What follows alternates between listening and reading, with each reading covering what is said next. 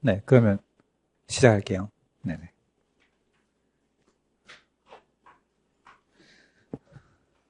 네, 수업 시작하겠습니다. 네, 반갑습니다. 네.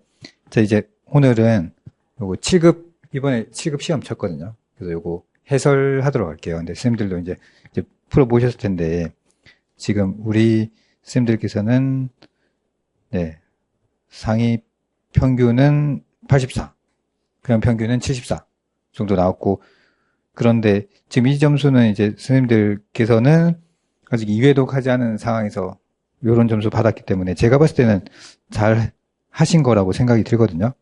그리고 선생님들께서 제일 어려워했던 문제가 7번이네요. 7번이 정답률이 가장 낮습니다. 네. 7번이 가장 낮고 나머지는 50% 미만이 없어요. 그렇다면 이 시험은 이제 난이도는 고르지는 못했던 것 같습니다. 그러니까 50% 미만이 딱 하나밖에 없었거든요. 그래서 33%, 10%, 거의 10% 되네요. 네, 하나 하고, 네, 한 20, 30%대 하나씩, 30, 40% 하나씩 이렇게 했어야 되는데, 네. 그래서 제가 봤을 때는 좀 난이도 조절은 조금 잘 못하지 않았나 싶고요. 네. 변별도도 그렇게 좋은 편은 아닌 것 같네요. 네. 그래서, 네. 이 시험은 선생님 출제진도 이렇게 치고 나서 이 자료가 오거든요. 치고 나서 난이도 변별도 다 오기 때문에, 이제 요거 보고 또 조정할 것 같습니다. 그래서 제가 보면, 7급이 생각보다 그렇게 막 9급에 비해서 엄청나게 어렵게 출제하고 이렇게 하는 것 같진 않아요. 그러니까 약간 출제 방향성이 좀 다른 부분이 있거든요. 그러니까 정책이라든지 이런 문제에 대해서 9급, 그러니까 아무래도 7급이 정책이나 이런 부분을 많이 다뤄야 되는 사람들이기 때문에 그쪽으로 좀 출제를 지향하긴 합니다. 네, 9급하고 약간 좀 다르기 때문에. 그래서 저도 가끔 이제 7급 대비에 대해서 물어보면 좀 이제 특히 행정이나 법, 재정 이런 부분에 대해서 9급보다는 더 꼼꼼하게 공부하셔야 된다고 이렇게 말씀드리긴 하거든요. 네. 자, 그리고 1번은 상위 20%는 다 맞추셨고 전체는 80%, 2번도 그렇고요. 그래서 오히려 2번 같은 경우는 상위 정답률이 낮아요. 그러면 전체 평균에 비해서 상위 정답률이 낮다는 건 변별도가 좋지 않다라는 거죠. 2번 문제는 변별도가 좋지 않았다. 네. 근데 뭐 2번 문제는 제가 봤을 때 그렇게 잘못 만든 것 같진 않아요. 네. 그래서 1번부터 볼게요. 자, 1번 보시면 다음 교육기간 중 간학이 아닌 것은 해서 선생님들이 꼭 알아두셔야 되는 게 서학은 꼭 서원은 꼭 아셔야 되잖아요, 요거. 대표적인 조선의 사학이잖아요. 네. 초기에는 공부 좀 많이 했는데 뒤로 갈수록 좀 정치적인 활동을 좀 많이 하신 거죠. 네.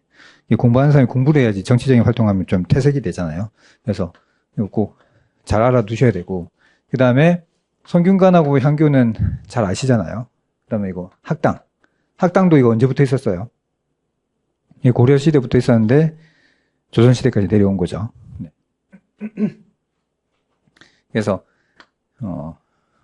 요거 다 관학입니다. 그리고 사학이고 꼭 기억하셔야 되고 좀 쉽게 출제한 것 같습니다. 요거는.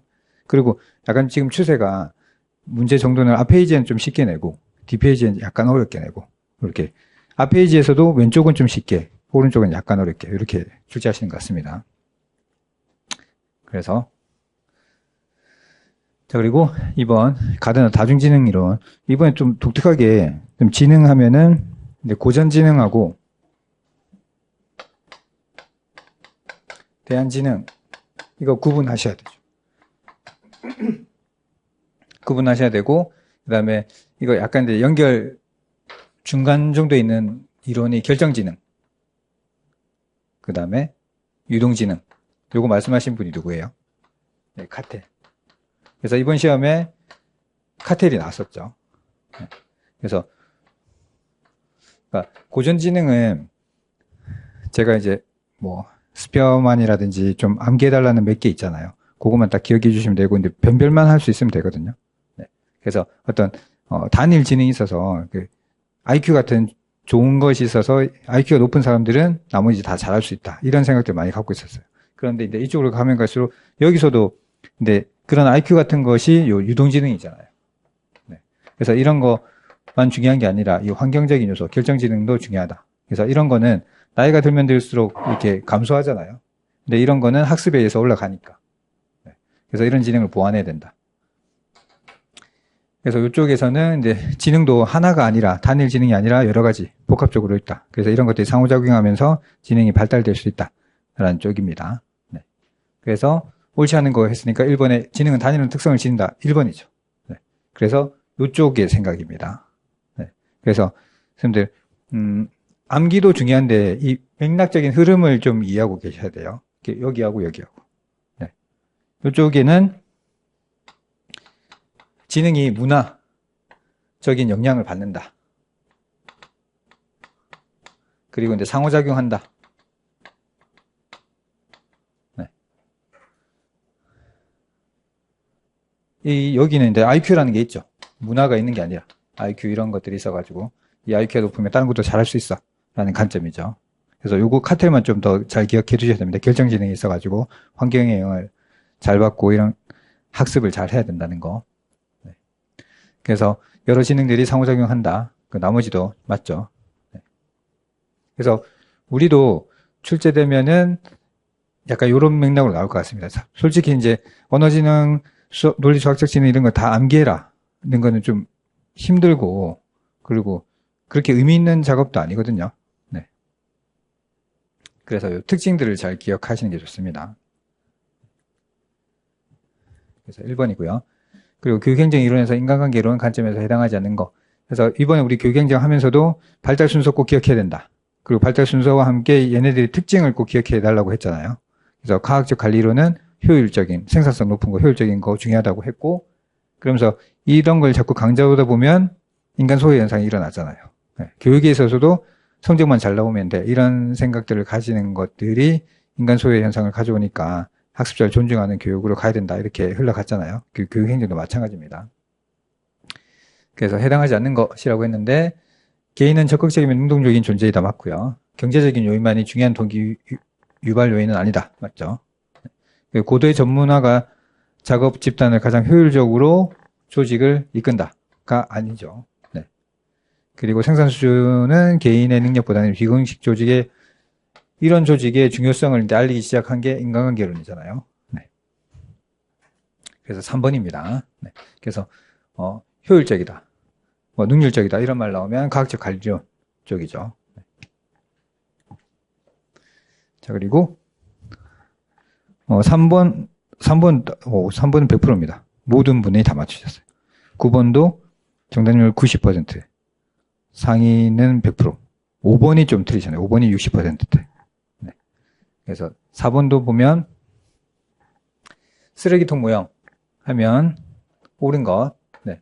자, 이런 것들이 모여서 이제 문제 해결을 합니다. 자, 문제가 있고 해결책이 있고 참여가 있고 선택의 기회 이런 것들이 우연적 결합. 네. 자연스럽게 문제 해결을 한다는 것이 쓰레기통 모형이죠. 네. 그래서 어떤 문제가 있으면 이거 잘 해결하면 당연히 좋죠. 그러나 막 해결로 너무 스트레스 안 받아도 자연스럽게 해결될 때가 있습니다. 그런 것들을 말하고, 자, 기존의 정책이나 결정을 점진적으로 수정한다. 이건 뭐예요?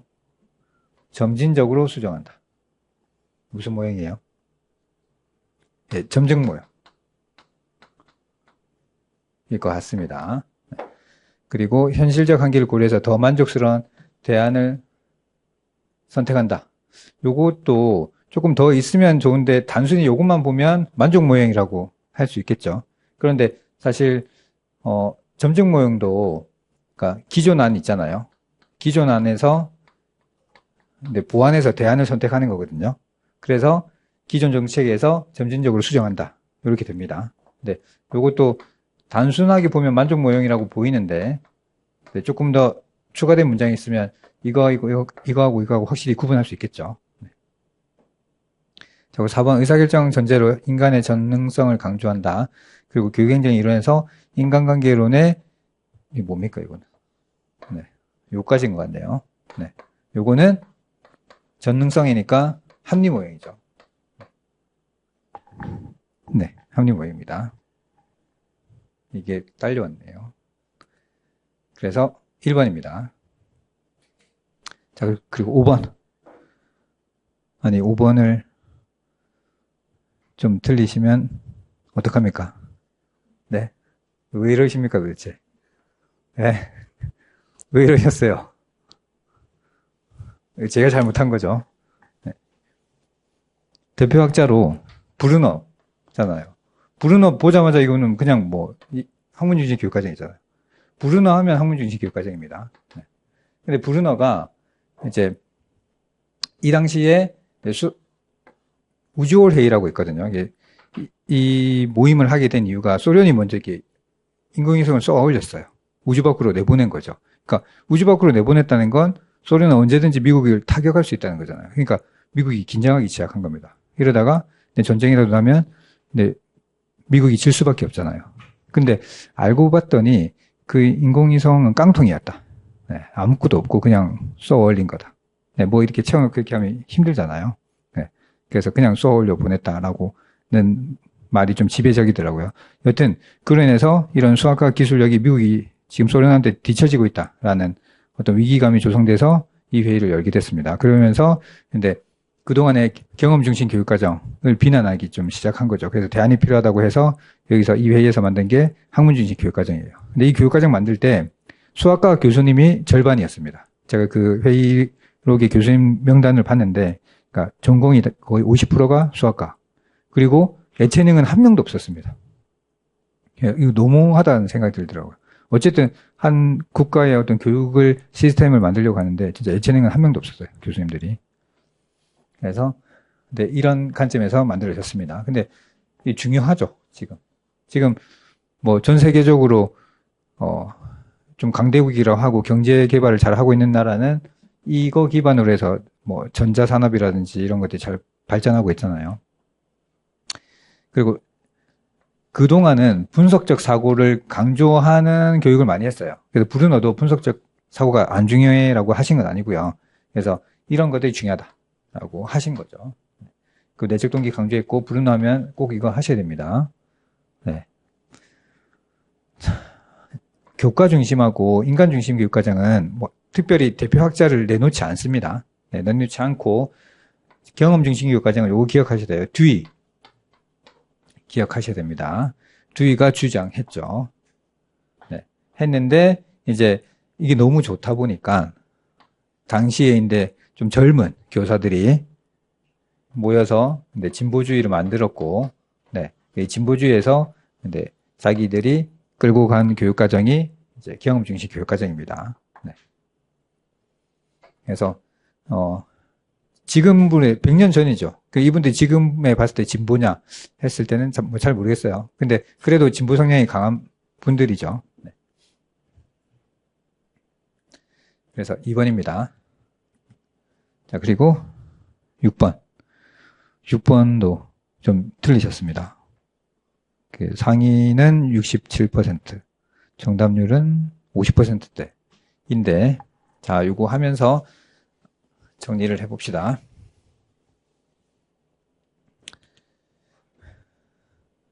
자, 이분들은 미국의 교육 철학 사조를 이해하고 계셔야 돼요.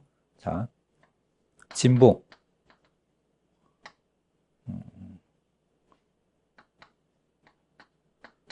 영혼주의, 본질주의, 그 다음에 재건주의라고 할게요.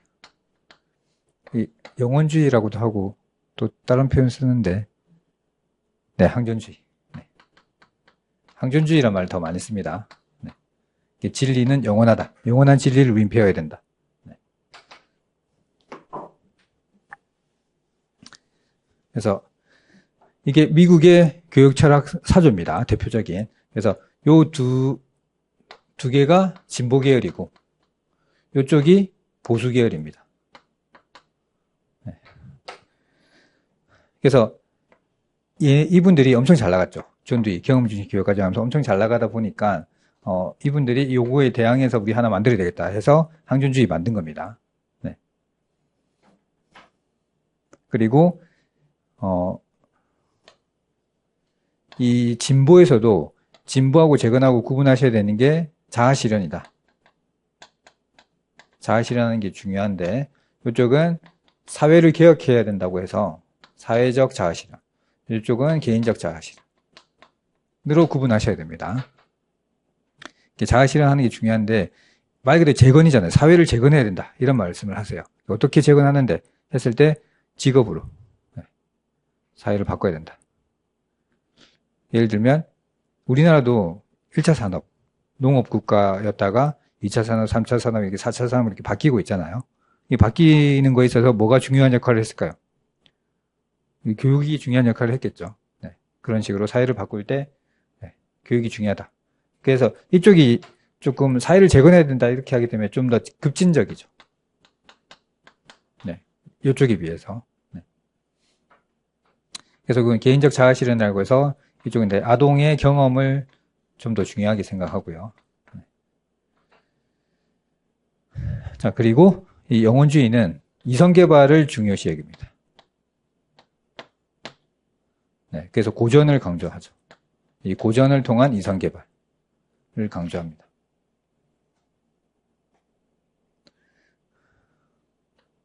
그래서 이쪽에서 강조하는 건 뭐 보편적 진리, 영혼주의 이런 말 나오면 요거예요. 그래서 본질주의는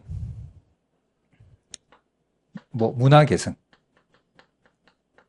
그러니까 이 전통 문화 있잖아요. 핵심적인. 그러니까 여기서도 이제 좀 뻔한 말이지만 본질, 핵심이 되는 걸 전수해줘야 된다. 그러니까 다 전수해주는 게 아니라. 그러면 자, 교과, 경험, 학문, 인간이 있습니다. 그러면 이분들은 이쪽이 가깝습니다. 네. 진보 계열의 재건 진보 쪽은 이쪽이 가깝습니다. 네. 그리고 이쪽은요. 영혼주의, 항균주의는 이쪽하고 가깝습니다. 네. 그리고 이 본질주의자는 학문중심 네. 성향이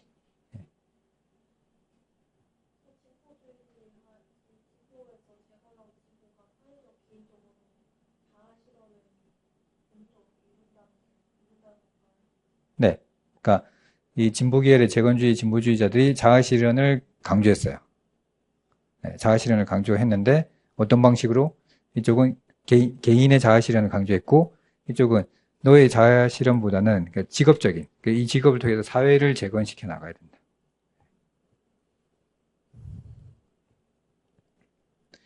그러니까 지금 선생님도 교육사회 공부하다 보면 선생님들이 아무리 열심히 해도 어떤 사회 구조적인 것들 때문에 힘든 게 있어요. 그래서 선생님들이 지금 그냥 부모님의 지원이나 다른 어떤 특별한 로또라든지 재테크 이런 것을 해서 말고는 그냥 월급 가지고는 강남의 아파트를 살 수가 없습니다. 그냥 선생님이 합격해서 공무원 월급으로. 네, 그럼 이거 살려면 어떻게 해야 되겠어요? 사회 구조를 바꿔야죠. 시스템을 좀 바꿔야 됩니다. 네, 그냥 지금 이런 시스템으로는 힘들죠. 네, 그리고 바꿈이 가능할 거 저는 가능하다고 생각합니다. 그러니까 선생님들 한 30년 전? 불과 20년 전만 해도 20몇 년, 30년까지 안 될 거예요. 네. 한 2000년 전후이니까 그때만 해도 강남 압구정 아파트 있잖아요. 그런 게 2억, 3억 이렇게 했어요. 강북, 성북 뭐 그쪽의 아파트도 2억 초반대 얼마 차이 안 났어요. 네. 비슷했습니다. 그 차이 몇천만 원 차이밖에 안 났거든요. 근데 지금은요. 몇십억 차이 납니다. 네. 확 바뀌어 버렸잖아요.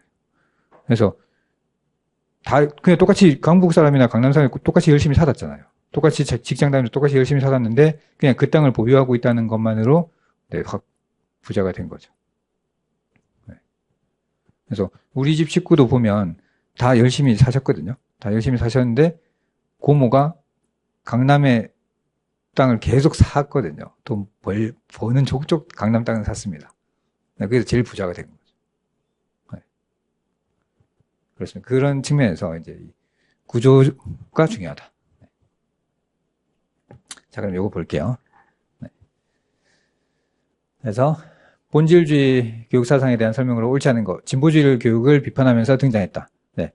이거 비판하면서 나온 사람들입니다. 네. 자, 그리고 교육의 목표는 문화적 가치 유산의 전수이다. 네. 이걸 강조합니다. 본질주의자들은. 네. 그리고 교사 중심의 이쪽이 이제 교사 중심이고 이쪽이 학생 중심이죠. 네.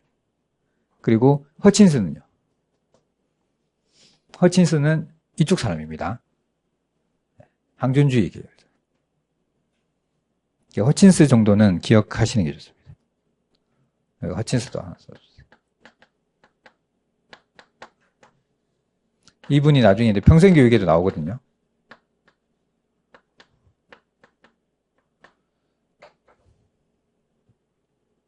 그래서 4번입니다.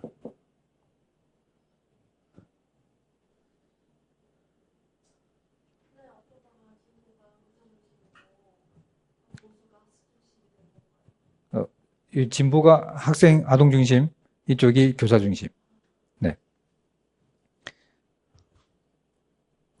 그러니까 이쪽이 자아 실현을 강조하잖아요. 나의 어떤 좋은 삶을 제대로 만들어가는 게 중요하니까 우리의 경험이 중요한 거죠. 이쪽은요. 그러니까 진리가 있다고 생각하고 이 문화유산을 개성하는 게 중요하잖아요. 기존에 있던 것들이 중요하잖아요.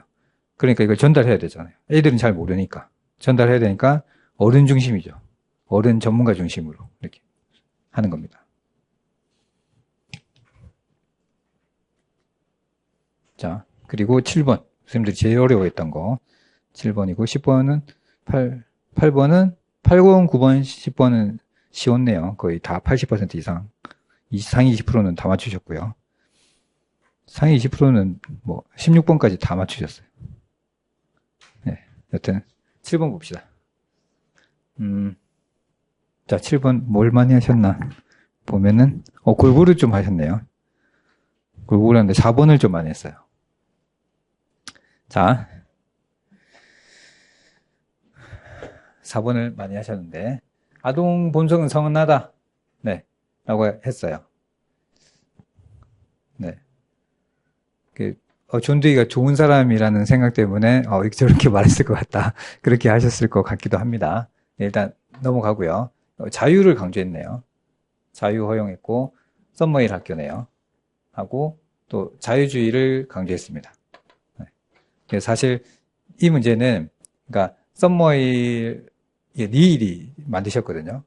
네. 그래서 1번인데 이 학교를 이제 잘 알고 있으면 좋은데 약간 이제 대안학교, 우리나라로 치면 대안학교랑 좀 비슷한 스타일입니다. 어떤 학교의 특징을 가지냐면 애들이 공부하기 싫잖아요. 그럼 공부하지 마 이렇게 해요. 네. 그래서 공부할 준비가 되면 공부를 하라. 네. 억지로 공부하지 마라. 네. 그래서 자기가 과목을 좀 정리를 하고, 네. 그러니까 우리로 치면 지금 고교학점제처럼 하는 거 있잖아요. 자기가 공부하고 싶은 거, 선택해서 공부하는 거. 그래서 이런 자유를 허용했다, 자유를 강조했다 이런 말을 쓰는 겁니다. 그래서 정답은 니일인데 부보하면 키워드가 있습니다. 맞나? 네. 꼭 기억하셔야 되고. 몬테소리는 어릴 때 몬테소리 많이 들어보지 않았어요? 네. 유치원 교육 쪽입니다. 몬테소리하고 또 누구 있어요? 유치원 만든 사람. 네, 브레베. 음물 교육. 음물 교육 기억나세요? 몬테소리 음물 이게 양대산맥 얘기잖아요. 유치원 때. 해서 요거 유치원이 주력입니다. 2번. 몬테소리가 이탈리아 최초의 여자 의사였습니다. 마리아 몬테소리. 네. 아무튼 그래서 근데 애들 의사 했다가 근데 그 당시 여의사가 있었게 없었게요? 없었어요. 그때 거의 100년 전이거든요. 여의사가 없었습니다. 이탈리아 최초의 여의사. 주변에서 막 말렸거든요. 하지 말라고. 그래서 여자 의사가 됐다가 네, 어린아이를 이렇게 치료하다가, 그러니까 어린아이 어렸을 때 이렇게 그 막 아프잖아요. 아픈데 이렇게 고통스럽잖아요. 그런데도 애들 막 손으로 막 가지고 노는 거 하면서 막 웃고 막 떠들고 이렇게 하는 거예요.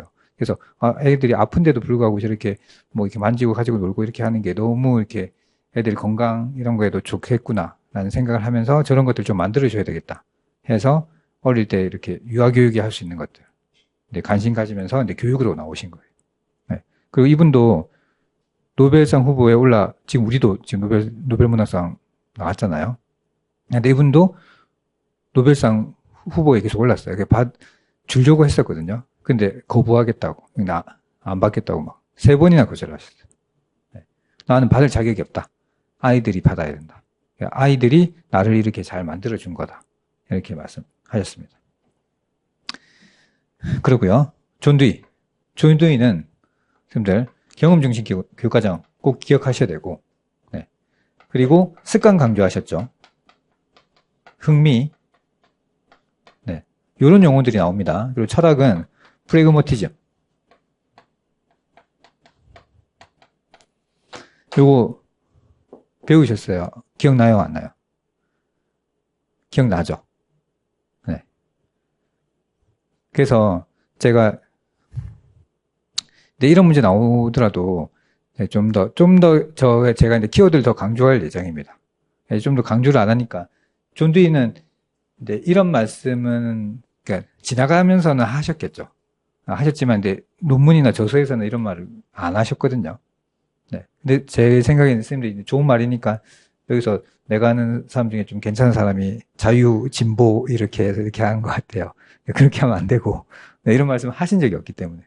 네. 그래서 니를 선택하셔야 되는데 니 뭐야 이거. 네.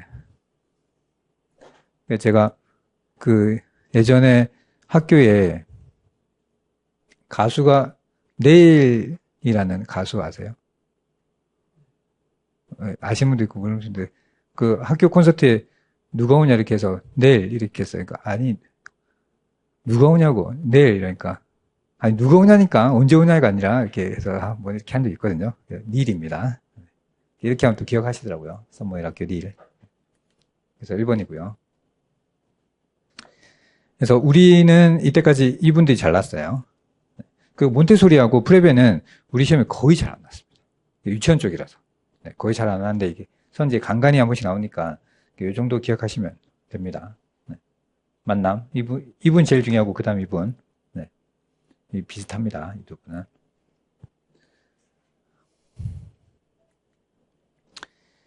그래서 제가 봤을 때는 요거 출제하신 배경을 제가 이제 추측해보면 고교학점제 때문에 출제하신 것 같아요. 고교학점제인데 본인이 학점을 선택해서 학습하는 거잖아요. 이 학교가 그런 식의 수업을 중요하게 생각했거든요.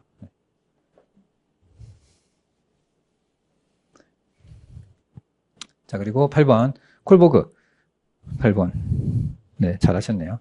극소수의 사람들만 2단계에 도달한다. 네, 이 말 나온 순간 뭐 해야 되겠다고 했는데 도덕 원리, 양심, 결단 스스로 선택한 거라고 했으니까 2번이죠. 네. 그래서 이쪽에 있는 사람들이 중에 한 분이 이제 칸트, 예수님, 부처 이런 분이거든요. 그러니까 칸트가 한 말 중에 하나가 너의 준칙이 보편적 준칙이 되게 하라 는 말입니다. 그러니까 이 말이 너의 준칙, 네가 선택한 도덕 원리가 세상의 원리가 되도록 하라고 하신 겁니다. 네. 그렇게 했을 때 내 규칙 있잖아요. 내 규칙대로 했을 때 세상의 규칙이 된다. 그럼 내가 하고 싶은 대로 해도 아무 문제가 없잖아요. 네. 그런 분들이 성인이죠. 자, 그리고 9번. 요거는 또 쉽게 하셨어야 되는데, 네. 딴 거 하신 분이 좀 있네요. 앨리스. 합리적 정서행동 치료하면 뭐예요? 비합리적 신념. 요쪽이죠. 네. 요거 내용은, 사람들이 이상한 행동을 하는 것 중에 하나는 이런 비합리적 신념 때문에 그렇다. 그래서 이런 것들을 논박으로 고쳐줘야 된다. 라는 겁니다. 네. 그래서, 요즘은 좀 덜한 것 같은데 옛날에는 이제 수능 치고 나면 꼭 한 명씩 이게 자살하는 수험생이 있었어요. 그러니까 그런 태도가 이제 시험 못 치면 난 죽어야 돼. 이런 생각들을 하는 사람들이 좀 있었거든요. 네. 그만큼 시험에 대한 압박감이 많았었죠. 네. 그런 게 아닌데, 그런 잘못된 생각들이 잘못된 행동을 하게 되더라. 그래서 그런 생각, 비합리적인 신념, 이런 것들을 바꿔줘야 된다. 라는 게 요거죠. 나머지 요거는 뭐예요? 예, 프로이드입니다. 요거 꼭 기억하셔야 돼요, 프로이드. 네.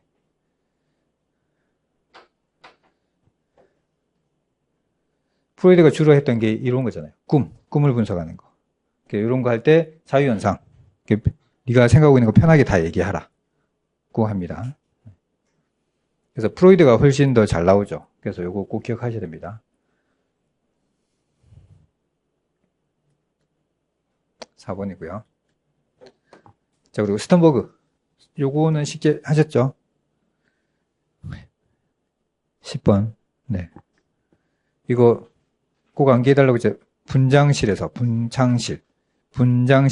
수지가 메시지 보내더라. 그거 해도 되고, 또 수지가 메이크업 하더라. 네. 이 분석적 지능도 세 가지가 있잖아요. 메타인지, 메이크업 쓰면 안 되고, 메타인지를 써야 돼요. 메타 분석 하는 거, 메타 분석. 네. 자, 그리고 매수지. 네. 수행. 그리고 요거는 지식 획득. 네. 그러니까 이 말이 무슨 말이냐면, 그러니까, 제가 오늘도 이제 임용 수업하면서 선생님들한테 스턴버그로 문제 하나 했거든요. 그래서 그동안 우리 학교는 그러니까 분석적 지능을 강조하는 수업을 많이 했던 것 같습니다. 그래서 지적 기능을 강조했고 이런 인지 능력을 바탕으로 한 학업성 지도 검사를 많이 지향했던 것 같습니다. 그런데 이런 게 아니라 앞으로의 인재는 실제적이고 창의적인 이런 지능을 개발할 수 있어야 될 것 같습니다. 이렇게 하고 근데 교사의 역할, 개선 방안을 쓰시오. 이렇게 했거든요. 그러면 이제 뭐 해야 돼요? 그러니까 이런 것들만 그동안 잘했거든요. 그러니까 메타인지 계획 세우는 거죠. 내가 공부 어떻게 해야 될지, 자기조절 학습 같은 거. 그리고 수행은 해야 돼요. 계획만 세우고 안 하면 안 되잖아요. 네. 그리고 선생님들 공부 잘하는 사람들 공통적인 특징 중에 하나가 행동이 빠르답니다. 생각했잖아요. 빠르게 행동해요. 네.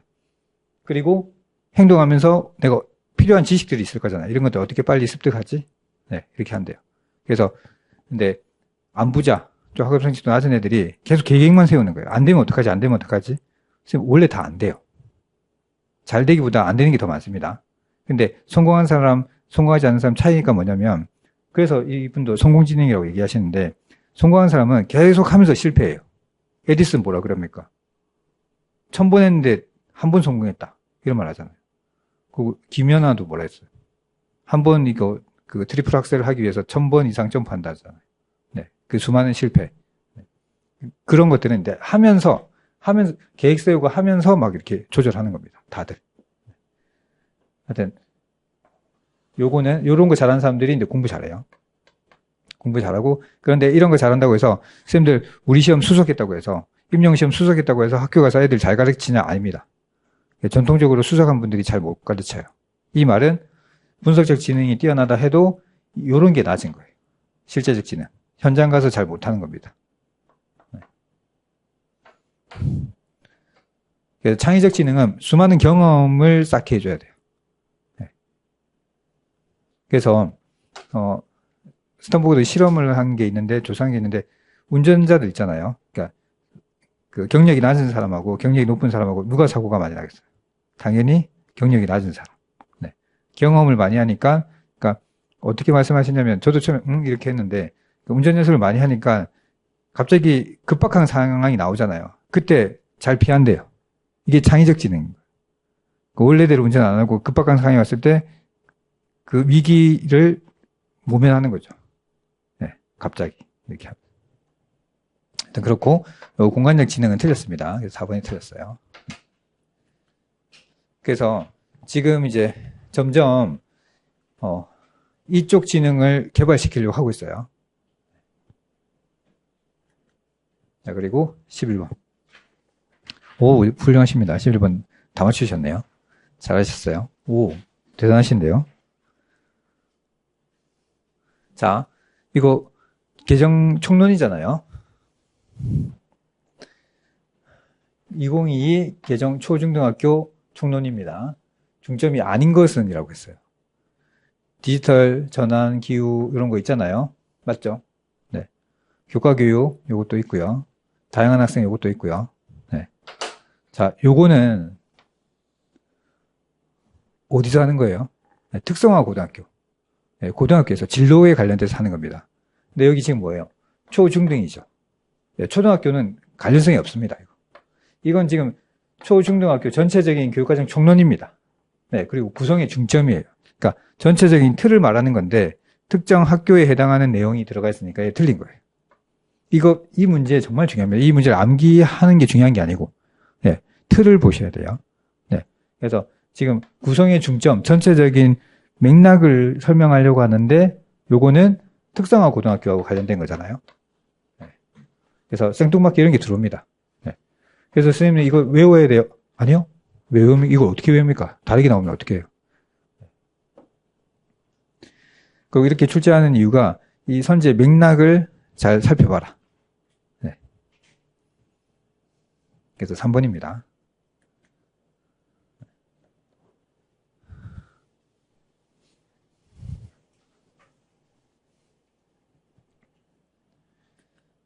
그리고 12번. 뭐 예술적 교육과정 개발 교육적 감시관만 나와도 아이즈너. 네. 12번. 12번. 네. 아이즈너입니다. 네. 딴 분 하시면 안 돼요. 네. 딴 분, 이분은 뭐 교육과정 제일 처음 개발하신 분. 순서 꼭 암기하셔야 돼요. 목표 수업 평가라고 하신 분 꼭 기억하셔야 되고. 네. 그래서 이분의 스승이 블룸의 스승이 이분. 네. 보빗은요. 보빗은 이 타일러한테 영향을 준 사람입니다. 이분은 교육과정도 하고 교육행정도 했는데 네, 과학적 행정에서 과학적 관리 강조하셨고 그런 과학적 관리를 기반으로 교육과정도 과학적으로 만들어야 된다. 네. 그거 중에 하나가 목표를 세워야 된다. 네. 목표에 대해서 구체적으로 만들기 시작한 분이 이분이긴 한데 목표에서 말씀하신 분은 이분이 먼저 말씀하셨어요. 보빗이. 그래서 목표를 세울 때 뭘 보고 만들어요, 이분은? 성인. 모범적인 성인의 활동을 분석해서 목표를 만들어 갑니다. 애플은요? 이분은 교육사회학자죠. 교육과정에서 교육사회학자. 그래서 좀 정확하게 말하면 교육과정 사회학자.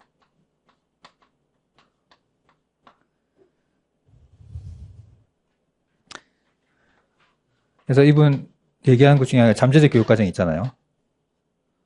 잠재적 교육과정도 말씀하시고 그다음에 헤게모니도 말씀하시고 이런 헤게모니가 뭐냐면 지배 집단의 힘이잖아요. 네. 그래서 이 지배 집단의 어떤 논리 힘들을 교육과정에 숨겨놨다라고 생각하는 거죠. 이런 것들 알게 모르게 숨겨놓는다. 고하신 분이고 애플이요.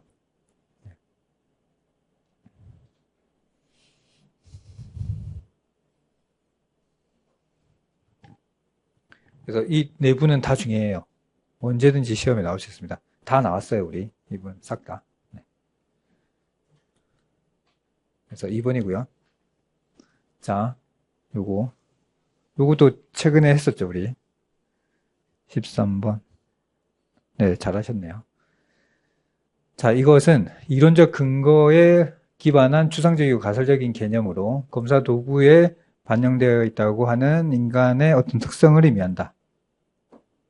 네, 검사 도구고 네, 인간의 어떤 특성을 말하네요. 그리고 타당도네요. 네, 타당도 하면 이제 딱 떠올라야 될 게 내용, 구인, 공인, 예, 결과, 그리고 애연. 예, 이렇게 구분하셔야 되는데, 자, 내용. 이 시험에 제일 잘 났어요. 내용은 왜 중요하냐면, 네, 이он 분리표. 그 다음에 공인, 예연 이런 것들은 기존에 공인받은 게 있고 예연 타당도도 나중에 시험하고 비교하는 거잖아요. 네.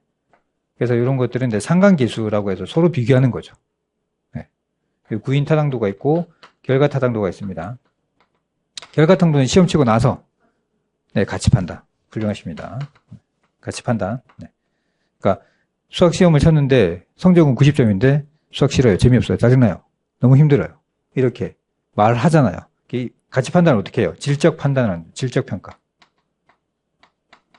점수만 보고는 알 수가 없습니다. 네. 우리나라 애들 점수만 보면 수학 잘한다고 생각해요. 근데 실질적으로 애들 상담을 해보니까 수학을 너무 싫어하는 거죠. 자, 구인 타당도는 구인이 뭐예요? 구인 요소들이 이렇게 있잖아요. 얘네들은 두 개가 있었어요. 두 개니까 상관계수를 이용합니다. 두 개의 상관을 보거든요. 얘네들은 서로 비교해야 돼. 이게 A 세 개라고 합시다. 세 개면 A하고 B하고 비교해야 되고 A하고 C하고 비교해야 되고 또 뭐하고 비교해야 돼? B하고 C하고 비교해야 되잖아요. 네, 그러니까 비교할 게 여러 개잖아요. 이런 걸 교차 분석 막 하는 걸 요인 분석이라고 합니다. 네, 두 개만 비교하는 걸 상관계수. 네. 그래서 사실 구인 타당도도 상관계수 해도 돼요. 상관계수 해야 되는데 복잡하게 막 하잖아요. 네, 그래서 이런 것들 요인 분석이라고 합니다. 그래서 여기도 인간의 심리적 특성이나 성질, 네. 그리고 여기 보니까 요인 분석한다 라는 말이 있으니까 구인 타당도죠. 그래서 선생님들 요걸 답으로 하셔야 되는 요인은 요 요인 분석, 네. 그리고 요거 인간의 심리적 특성.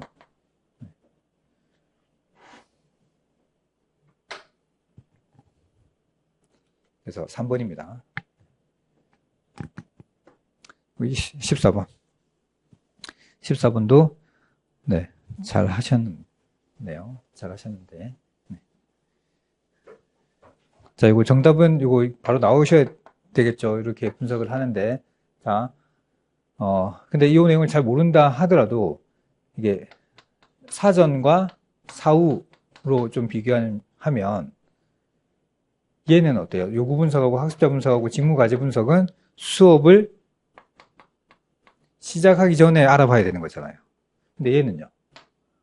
프로그램 효과니까 나중에 해야 되죠. 네, 그래서 얘를 답으로 하셔야죠. 네. 그러니까 이런 추론 형태의 문제가 이제 더 많이 나올 겁니다. 그래서 이런 연습을 하셔야 돼요. 그래서 제가 이 7급 보면서 느낀 건데 이제 이런 문제에 대해서 선생님들이 조금 더 훈련해야 되겠다. 네, 그런 생각들을 더 많이 하게 됐어요. 그래서 4번입니다.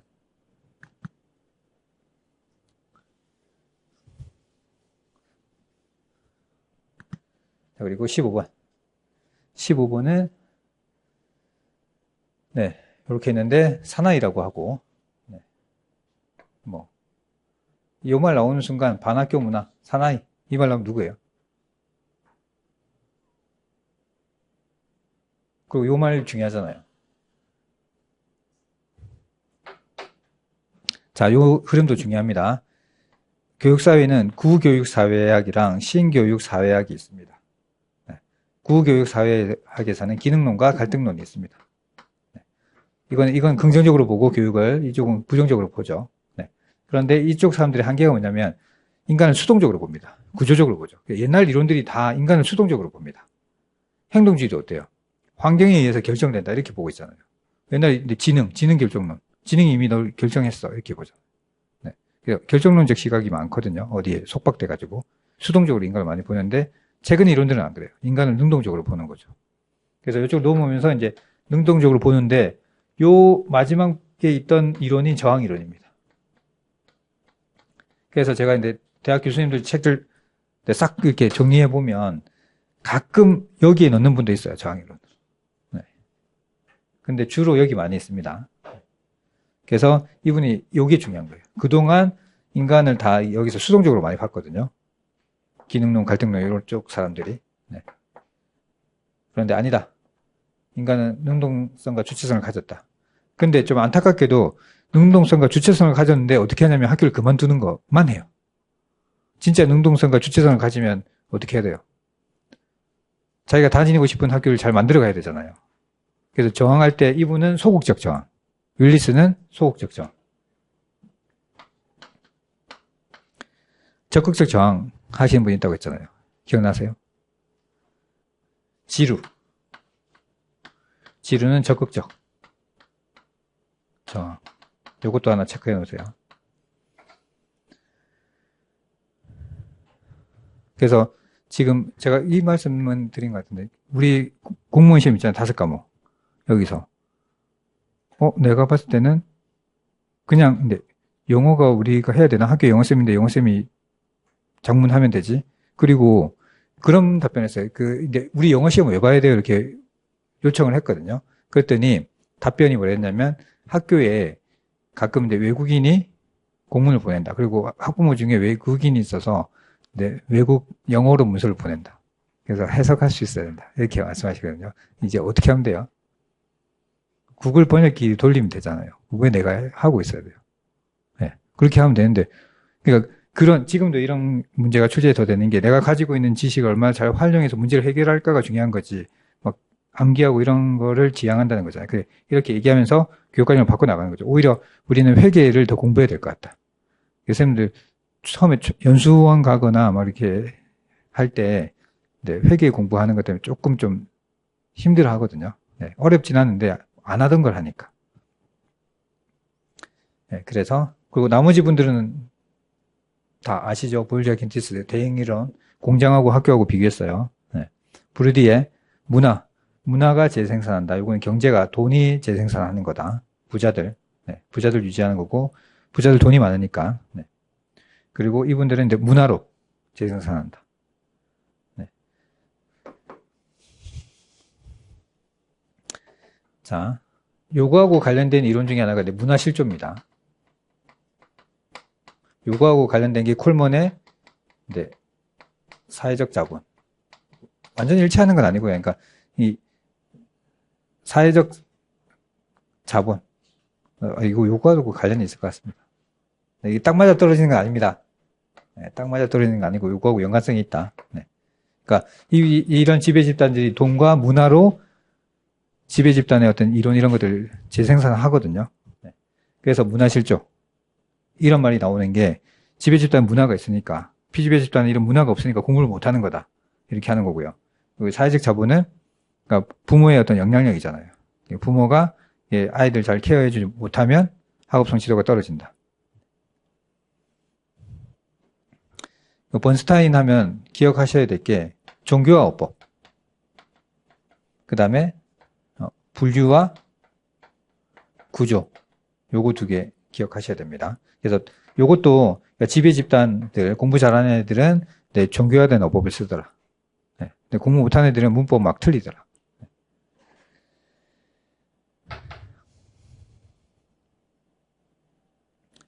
그래서 2번입니다. 그리고 16번. 교육평등감과 바르게 짝지은 것은. 이 평등의 개념은 시대마다 조금 다르게 발전해 왔습니다.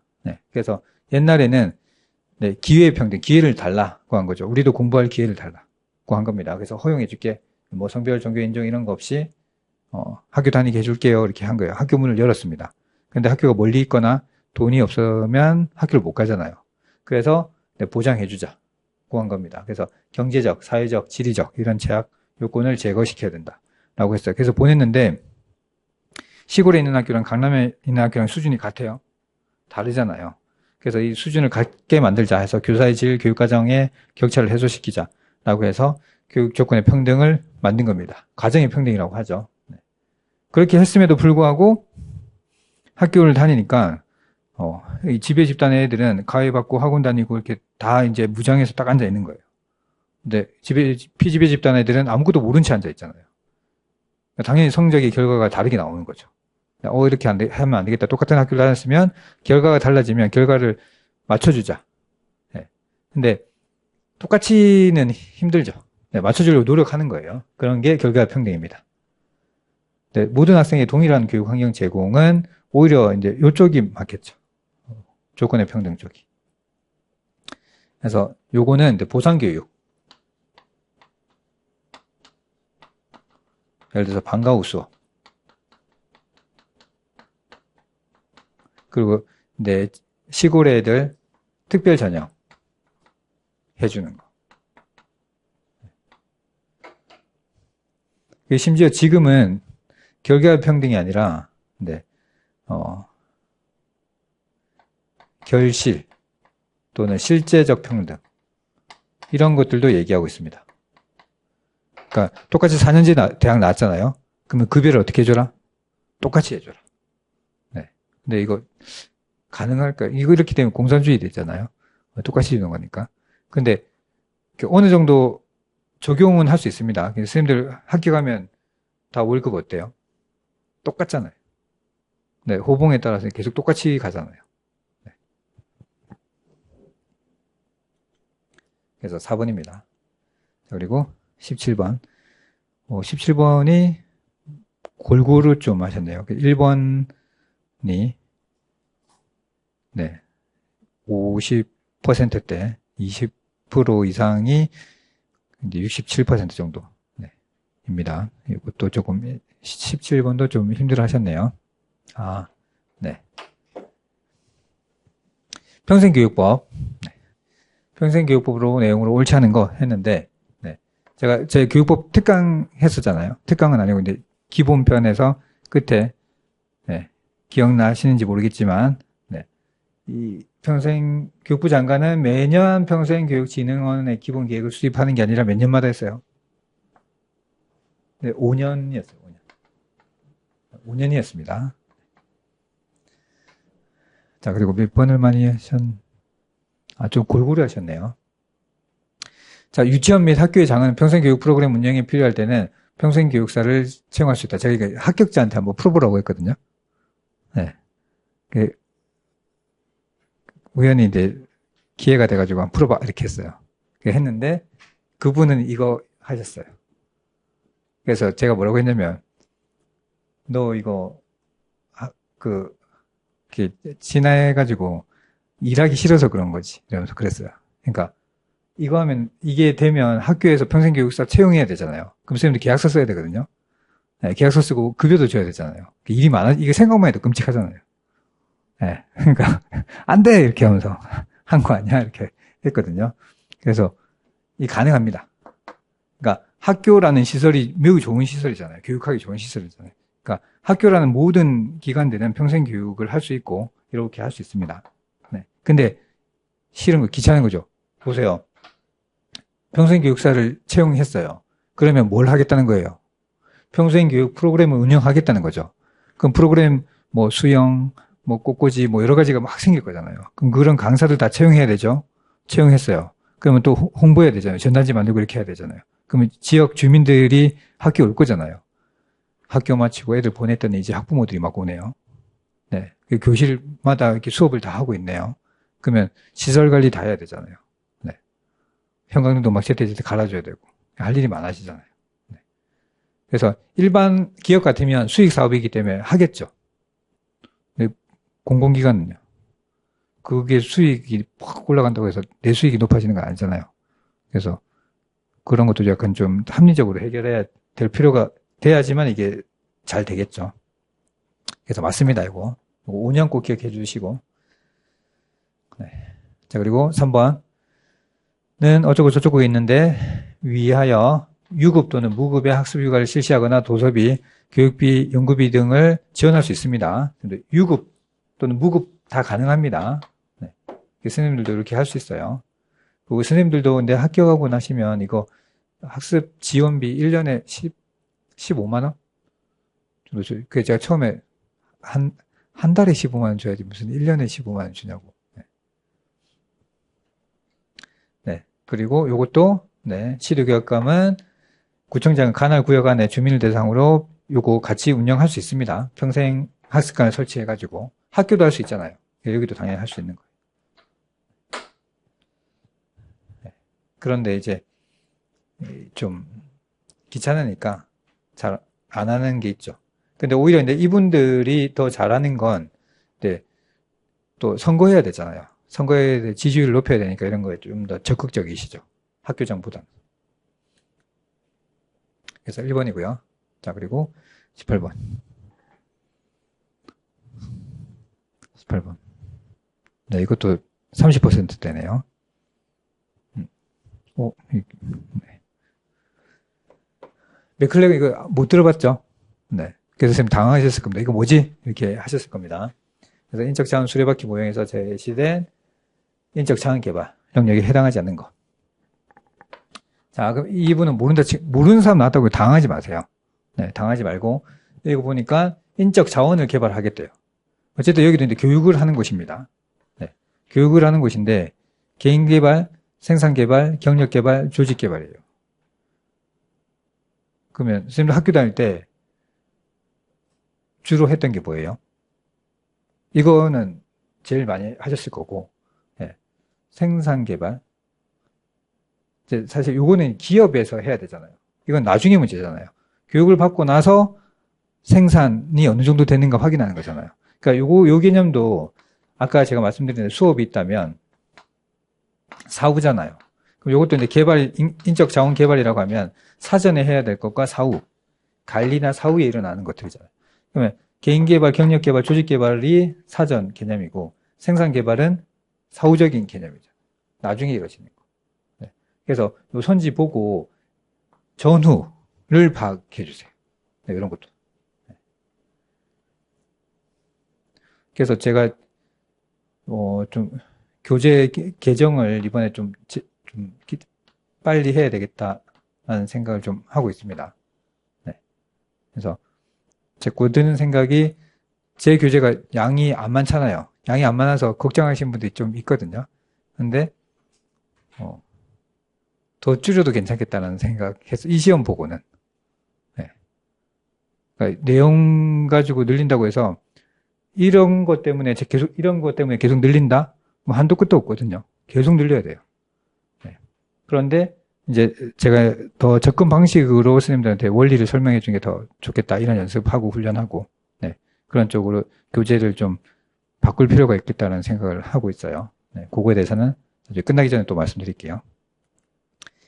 자, 그래서 생산 개발입니다. 요 맥락을 좀 잘 이해해 주세요. 사전, 사후. 그래서 선생님들 딱 이제 아는 이론들이 나왔다 그냥 푸시면 되죠. 그러니까 모르는 사람이 나왔다. 그러면 이제 추론, 원리적인 접근을 하시는데 네, 이런 것들을 제가 좀 만들어 보려고요. 네. 자, 그래서 2번이고요. 19번 교육기본법인데 1번 맞죠? 1번 맞고 19번도 아마 잘 하셨을 것 같습니다. 네, 거의 다 잘 하셨네요. 정답은 요거죠. 네. 이거는 매우 중요합니다. 엄청 중요합니다. 이거 꼭 기억하셔야 돼요. 우리나라의 의무교육은 중등까지입니다. 중등. 무상교육이 고등까지죠. 이거 무조건 암기해요. 이게 제일 기본, 법 중에 가장 기본.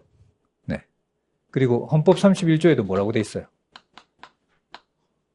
헌법 31조에는 초등까지 의무로 돼 있어요. 초등 의무. 네. 그리고 여기서 말하는 교육기본법이 중등 의무다 돼 있어요. 헌법에는 중등까지는 안 돼 있습니다. 그래서 뭐라고 돼 있냐면 초등까지 의무고 나머지는 법률에 의한다 해서 여기로 넘긴 거죠. 네. 그래서 교육기본법에 중등까지 의무로 돼 있어요. 네. 그 무상교육은 고등학교까지. 근데 제가 봤을 때는 고등학교까지 무상교육은 됐지만 의무교육은 힘들 것 같습니다. 이거 반대하는 학자가 있어요. 교육사회학에 이거 반대하는 학자가 있습니다. 의무교육 반대하는 사람. 이반 일리치. 이분이 뭘 강조했어요? 탈학교. 학교를 떠나야 된다. 네. 그래서, 그러니까 학교를 없애라는 게 아니고 이 제도 있잖아요. 이 제도를 없애야 된다. 그래서 의무교육 이런 것들을 반대하십니다. 네.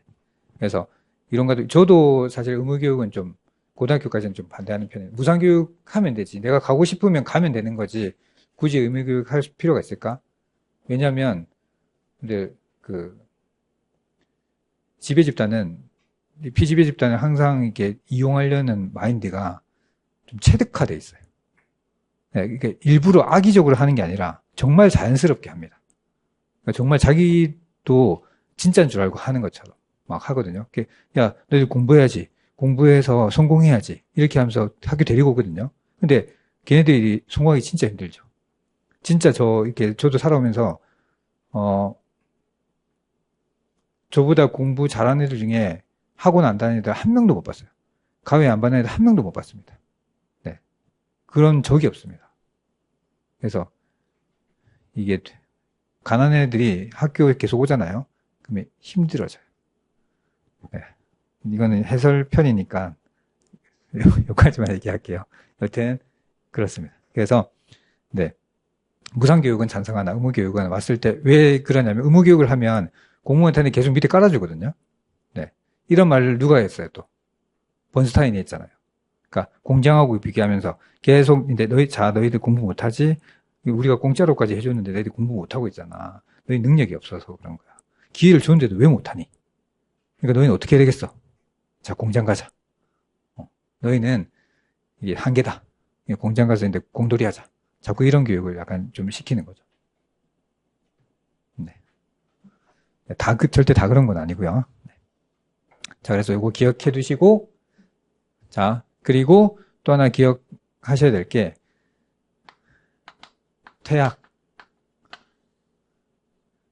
퇴학이나 자퇴, 의무교육은 가능하지 않습니다. 네, 이것도 꼭 기억하셔야 됩니다. 네. 그래서 중학교를 그만두고 싶다. 그럼 어떻게 하면 된다고요? 안 가면 됩니다. 네, 퇴학은 절대 못하고요. 안 가면 돼요. 근데 고등학교는 가능합니다. 퇴학도 가능하고 자퇴도 가능하고. 네. 그래서 요거 중학교까지 꼭 기억하시고 무상교육하고 구분하시고 요거까지 같이 기억하시고 그다음에 요거 헌법 31조 초등까지 교육기본법은 중등까지 돼 있다. 만약에 문제에 헌법 31조에 놓고 헌법 31조에서 초등, 중등까지 의무교육으로 하고 있다라고 하면 맞아요, 틀려요? 틀려요. 네. 자, 그리고 학교 회계. 네. 그래서 그분한테 학교 회계도 풀어보라고 하니까 바로 맞추시더라고요. 우리는 조금 힘들어 했네요. 네. 상위 20%는 다 맞추셨는데, 전체는 60%. 학교 회계에 대한 설명으로 옳은 것은 했는데, 몇 번 많이 하셨나요?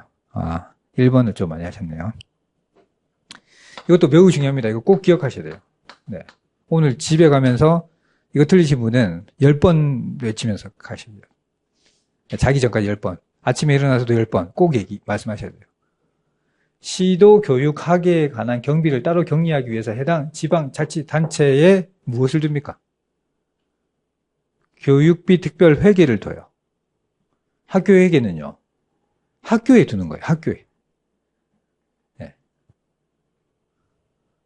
학교 회계는 학교에 두는 겁니다. 지금 여기는 해당 지방자치단체입니다. 그래서 선생님 구조가 중요하다고 했어요. 구조를 이해하셔야 되는데 교육부가 있죠. 중앙정부기관이라고 보시면 되고 여기서 주는 게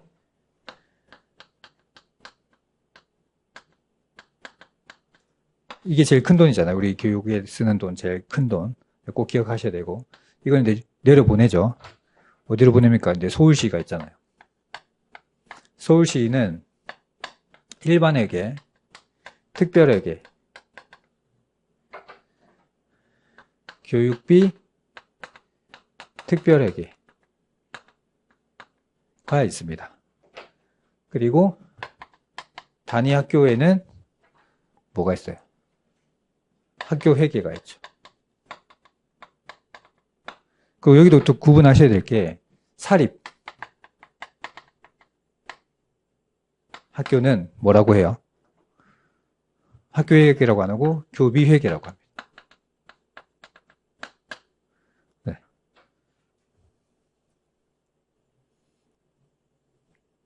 그래서 간혹 그냥 교수님들이 한 번씩 그냥 편의를 위해서 그냥 학교에 쓰는 회계다 해서 공통적으로 하지만 엄밀히 하면 사립학교는 교비회계라고 합니다. 명칭이 달라요. 그래서 이 돈을 집행하는 곳이 이제 교육청이죠. 서울교육청입니다. 그래서 돈을 어떻게 받아요? 여기서 받죠. 네. 그리고 여기서 받죠. 네. 요거 받아가지고 이쪽으로 주죠. 네. 그래서 꼭 얘가 지방자치단체잖아요. 지방자치단체에는 교육비 특별회계가 있다. 학교에 쓰는 게 학교회계다. 구분하셔야 됩니다. 네. 근데 교육부도 일반 회계가 있고 특별회계 있습니다. 네. 그러니까 모든 조직은 일반 회계와 특별 회계가 있다라고 생각하시면 돼요. 근데 교육은 좀 특별하니까 교육비 특별 회계라고 하는 거고요.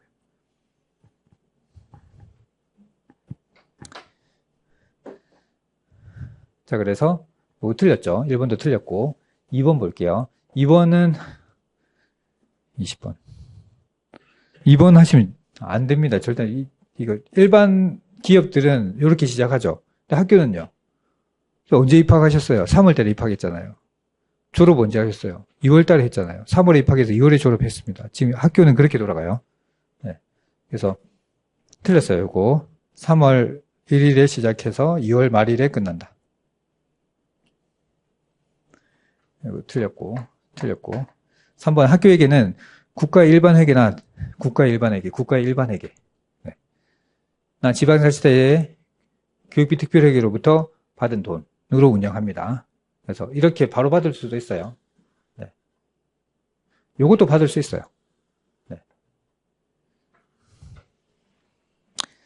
해서 받은 전입금 그리고 학교 운영위에 내 심의를 거쳐 학부모가 부담하는 경비 네. 그리고 학교 발전기금으로부터 받은 전입금 국가나 지방자치단체 보조금 및 지원금 네. 사용료 이 보조금들이 그러니까 이 돈 말고도 여러 가지 돈들이 있을 거잖아요. 그런 것들을 이렇게 받을 수 있다는 겁니다. 그리고 지원금 사용료 이거는 학교 운동장을 사용하겠다. 시설, 강당을 사용하겠다. 그러면 사용료, 이런 수수료 이런 걸 받는 거죠. 그리고 이월금, 물품, 매각 대금, 그 밖의 수입을 세입을 한다. 맞습니다. 네. 그래서 3번이 맞아요. 네. 그리고 의무교육에 종사하는 교원의 보수와 그 밖의 의무교육에 관련된 경비는 지방교육재정교부금법에서 정하는 바에 따라서 학부모가 부담하지 않죠. 네. 의무교육에 관련된 돈은 학부모가 부담하지 않습니다. 무상이잖아요. 네. 부담하면 안 됩니다.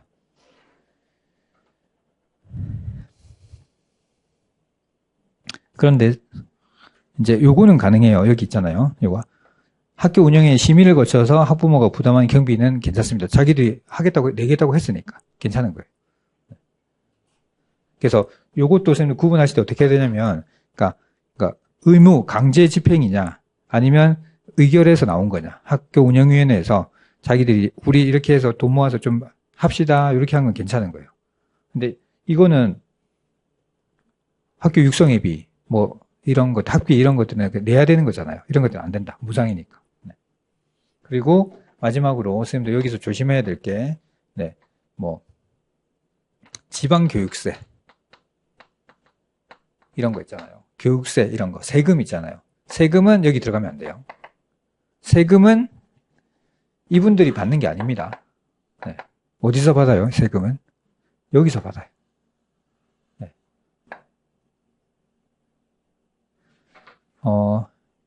교육비 특별회계 운영비의 가장 큰 부분은 이거예요. 이건 어떻게 받아요? 교육세를 통해서. 네. 선생님들 이제 일하면 교육세 조금씩 떼거든요. 국세 이렇게 해서 일하게 되면 돈 조금씩 떼갑니다. 그리고 뭐 자동차 사거나 뭐 집 사거나 뭐 이렇게 할 때 교육세를 좀 떼갑니다. 네. 그렇게 받아서 이렇게 넘겨주는 거죠. 그래서 세금이 여기 들어갔다. 그럼 틀린 거예요. 네. 그래서 3번 그리고 21번 승진제도 이것도 잘 하셨네. 60%대입니다. 네. 이것도 처음 봤을 때 좀 당황할 수 있는데 네. 승진제도로 옳지 않은 거. 네. 그래서 안 그래도 이거 푸신 분이 좀 그랬던 게 왜 자꾸 이걸 내느냐. 우리는 뭐예요? 우리는 무슨 공무원이라고요? 우리는 그냥 일반 공무원이잖아요. 그래서 교사들이 교육 공무원이고 우리는 일반 공무원이고 그래서 학교에서는 우리를 교직원이라고 하는 거죠. 네. 그래서 옳지 않은 거라고 했는데 그래서 현행 교육 공무원 승진 제도는 연공과 실적을 절충하는 형태로 이루어진다. 맞죠? 관료제 우리 학교와 관료제 유사점에서 이런 얘기들 나왔잖아요. 그래서 여기서 이제 갈등이 발생할 수도 있다라는 것도 있었죠. 그 경력의 평정은 매 학년도 종료일을 기준으로 해서 정기적으로 실시를 합니다. 네. 근데 3번 교사의 근무 성적 평정은 매 학기 종료일을 기준으로 동료 교사의 다면 평가 결과를 합산한 성적을 한다. 이게 틀렸어요. 네. 그러니까 동료 평가 거의 안 해요. 그러니까 요거 선생님들도 나중에 가시게 되면 동료 평가는 거의 안 합니다. 그냥 하면 행정실장님이 선생님들 좀 평가하죠. 네. 그래서 동료 평가 한다 하더라도 의사소통 정도 하지. 지금 여기서는 그러니까 이 근무 성적을 동료 교사가 한다고 돼 있잖아요. 이건 틀린 겁니다. 네.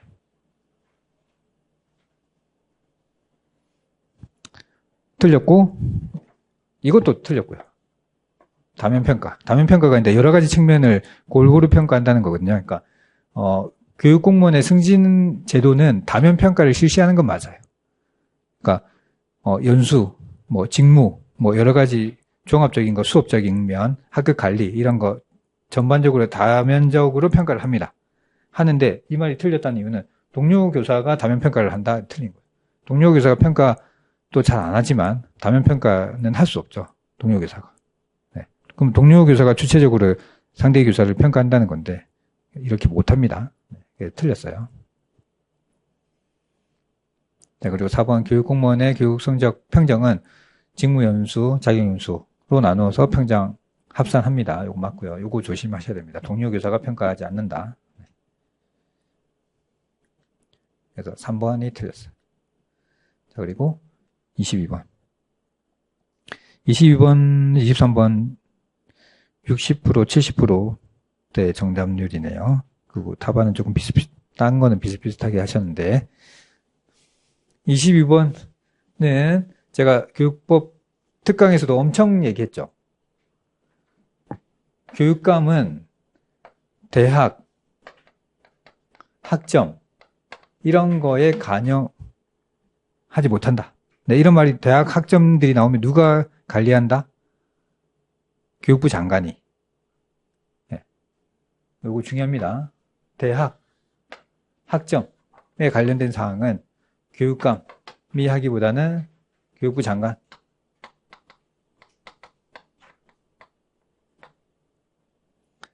그래서 학교 뭐 이런 기관 이전 폐지, 그다음에 과학기술교육의 진행에 관한 사항, 평생교육 가능한데 학교 평생교육사도 둘 수 있잖아요.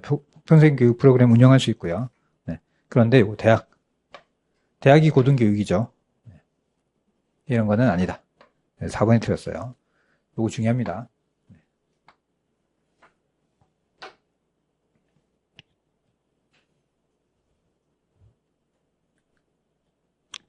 자, 그리고 23번. 그래서 그 분도 요거는 바로 맞췄어요. 바로 맞추고 네. 그 얘기 하더라고요. 대학이니까 교육부 장관 틀렸네. 4번 이렇게 하더라고요. 자, 그리고 학급 경영 영역에 해당하지 않는 것.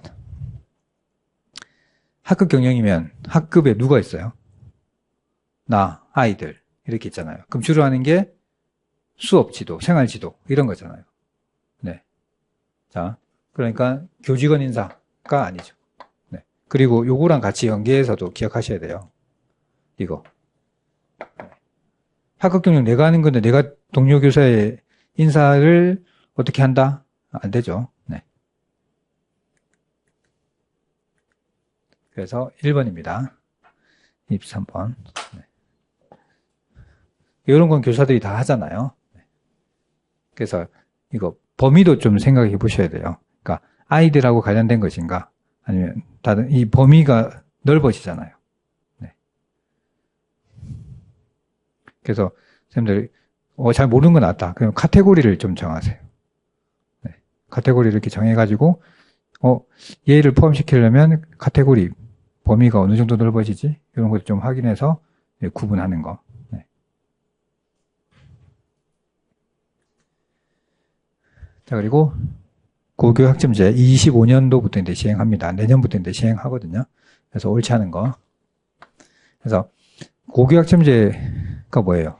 고등학생들은 이제 자기가 하고 싶은 공부를 이제 정해서 학점으로 이수를 하겠다는 거잖아요. 네. 그래서 학생의 기초소양과 기본학력 획득을 보장하기 위해서 공통과목 비중을 확대한다? 공통과목은 뭐예요? 공통으로 들어야 되는 거죠. 거의 의무적으로 들어야 되는 것들. 이런 것들 확대하려고 고교학점제 만든 거예요? 아니면 나의 어떤 자율적인 학습, 네. 자율적인 어떤 선택 과목을 확대시키려고 한 거예요. 선택 과목 확대시키려고 한 거잖아요. 그러니까 이건 아니죠. 네. 그래서 1번이 틀렸습니다. 자, 그리고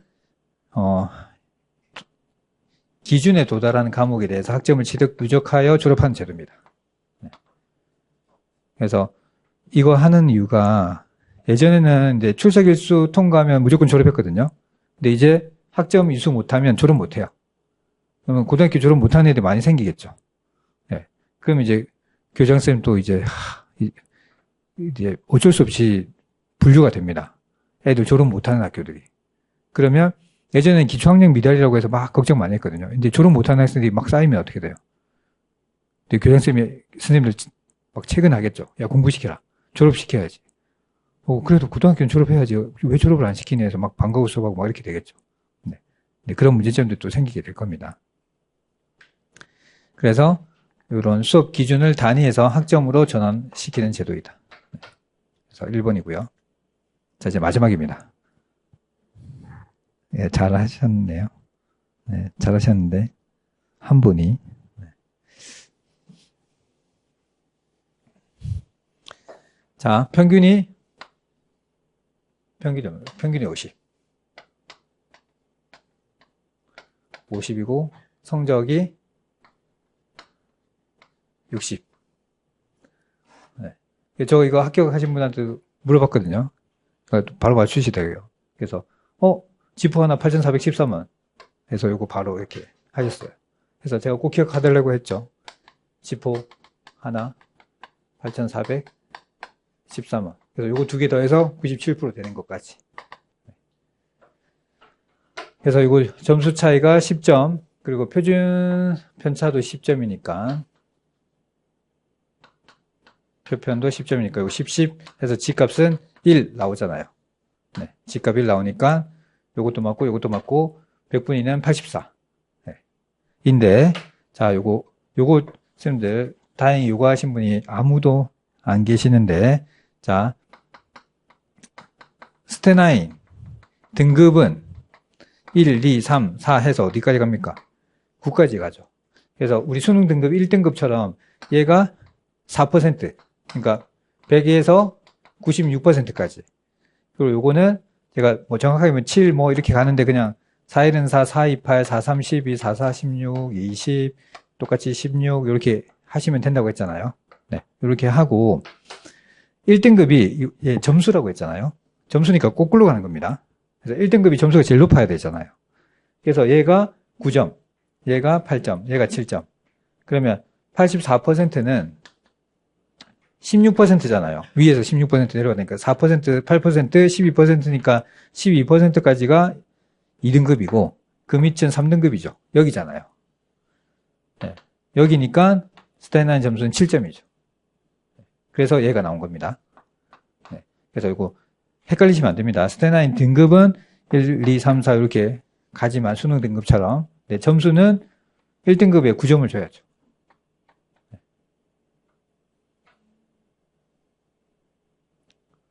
그래서 네, 7급이 더 잘 나왔어요. 계산하는 문제가. 네, 이번에 7급 나왔으니까 우리도 제 생각에 이번에 국가직이나 지방직 때 하나 정도 나오지 않을까. 안 나온 지 좀 됐거든요. 네. 그래서 나올 것 같고, 그리고 해설은 여기까지 하도록 하겠습니다. 근데 제가 이거 하면서도 느낀 건데, 그래서 막 지엽적인 문제는 이제 잘 내지 않겠다라는 것 같습니다. 만약에 지엽적인 거라고, 스님들 입장에서 지엽적인 거라고 생각하는 건 내가 배우지 않은 것들이잖아요. 기출에서 나오지 않은 것들, 이런 것들인데, 이런 것들이 출제된다 하더라도 충분히 내 선지를 분석해서 추론해서 풀 수 있도록 출제를 하겠다. 네, 그런 방향으로 가는 것 같거든요. 네. 그리고 선생님들 더 저는 이제 좀 기본에 충실을 하면 좋겠다라는 생각을 합니다. 그래서 이제 우리 7번 있잖아요. 7번 쌤들 많이 틀렸거든요. 요거를 좀 많이 틀리셨는데, 네. 요것도 틀린 이유가 이제 이분들에 대한 정확한 정보가 없으니까 더 틀리는 거잖아요. 그러니까 내가 이걸 안 배웠어. 그래서 틀렸다. 뭐 그것도 맞죠. 이걸 알고 있으면 더 정답할 확률이 높죠. 그런데 요거는 니일은 안 나왔어요. 기출에서. 네. 니일이 그러니까 선지에 나온 적은 있습니다. 보기에 1번, 2번, 3번 뭐 이렇게 나온 적이 있는데 정답으로 지문에 나온 적은 없거든요. 네. 그래서 그런 문제가 나오면 근데 솔직히 이분들은 배웠잖아요. 잘 아시는 시험에 잘 나오고. 네. 몬테소리도 문제로 나온 적은 없습니다. 우리 문제로는. 그러니까 선지에 나온 적은 있어도 이렇게. 네. 그렇기 때문에 이분들에 대해서 좀 더 정확한 정보가 있다면, 그리고 사실 이거 출제하실 때도 그러니까 출제진들이 몬테소리하고 프레베는 유치원이니까 이들은 좀 생각하기 힘들 거야. 솔직히 선생님들의 어떤 우리 정규교육을 잘 받았다면 어린이집, 유치원, 초등학교를 이렇게 나오셨다면 몬테소리는 한 번씩 들어봤을 거거든요. 네. 프레베하고. 네. 그래서 요 기본에 조금 더 충실히 하는 게 좋겠다라는 생각을 하게 됐고요. 더 그런 쪽으로 더 집중할 필요가 있다고 생각했고, 선생님들도 그런 쪽으로 좀 준비하시면 더 좋을 것 같습니다. 그래서 기본 개념에 충실하고, 그 다음에 문제 추론한 연습, 이런 것들 조금 더 하면 좋을 것 같아요. 네. 그러면 해설은 여기까지 하도록 하겠습니다. 네. 수고하셨습니다.